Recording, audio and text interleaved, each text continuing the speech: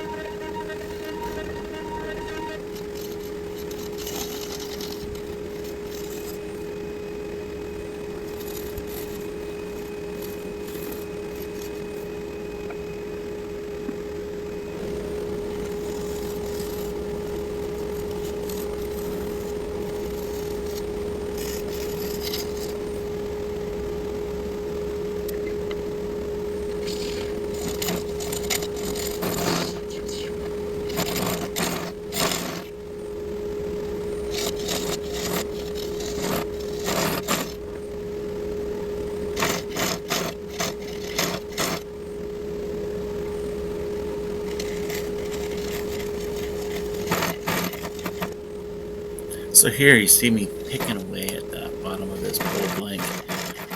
That's a hot glue that I use to glue the blank down to the bottom of a 5-gallon bucket. Man, that stuff is tough to get out once it gets set in that resin. It looks fine until you touch it, and then you realize you got a soft spot.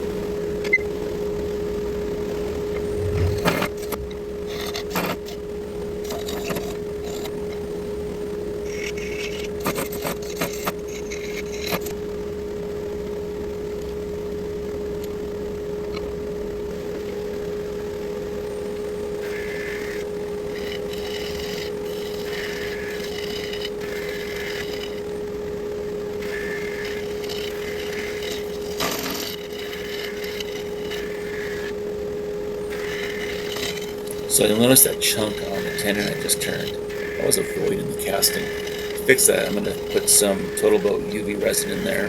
Let it set with the UV light for just a few minutes, and it's good to go. To get a better fill on those voids, I actually ended up taking the bowl off the lathe and filling it on my workbench to get a little more even fill.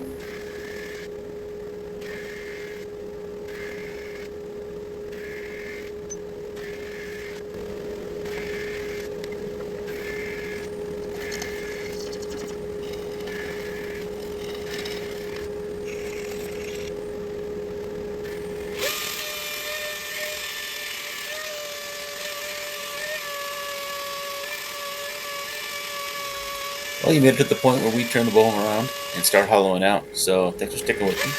If you think I deserved it, please give me a like. Maybe you want to subscribe. Comments would be cool if you see something I'm doing wrong.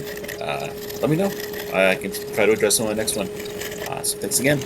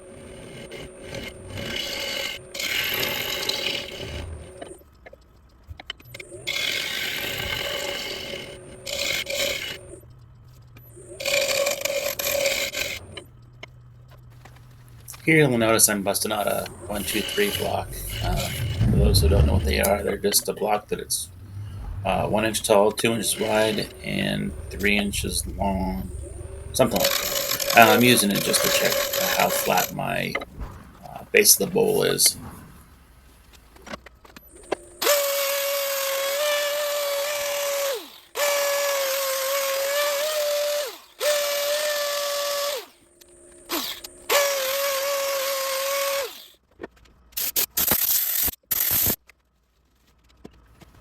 Just jumping back in here while I'm sanding, you'll see some light marks in there. I had to do some more fill with that UV resin off the camera. Just had to fill some spots. Now that we're done sanding, I'm going to clean it off with a little denatured alcohol. And there's a little sneak peek on how the bowl looks when it's finished. Unfortunately, I didn't get any chance to take some beauty shots before I sold the bowl. It's actually at its new home after a weekend market last weekend. So, good news, bad news, it sold. Bad news is I didn't get any beauty shots. Okay, folks, here's a fun shot. Make sure you have your jaw chuck tightened down. Yeah, needless to say, I was not expecting that and really didn't appreciate it. So that bowl went flying, bounced off a garage door, and landed on another piece of wood. Luckily, it didn't land on the cement. So minimal damage, but time to get it back on the chuck and fix what I just broke.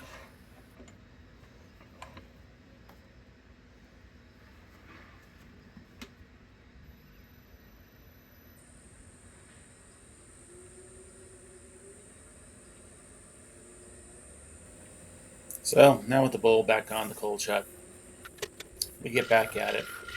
As you can see, I'm taking some very light cuts. I don't want that to happen again. I spent too much time on this bowl to have it go bouncing off the walls again or hitting my wife's car. Once I got the bowl back on the cold chucks, I started chasing a nice big scrape or divot I put in when the bowl bounced off the garage door. I was able to get it cut down, cut the foot down, but I had to make sure that the original tenon doesn't crowd of the new foot I put on here. So I'm just checking to see if we're below that mark. So now that I finished removing the tenon, fixing the gouge in the bowl from it bouncing off the garage door, I was putting a little sanding sealer on there before we paste wax and eventually get to the buffing that's coming right up. As I'm working through the Triple E buffing system, I want to thank you all again for watching this all the way through. If you made it this far, it'd be great to get a like or a subscribe or comment if you say something I can be doing different or something you'd like me to turn. I can always give that a try. Sorry for not having any beauty shots. Again, sold the bowl before I could take them. So thank y'all. Have a great day. And I do appreciate y'all.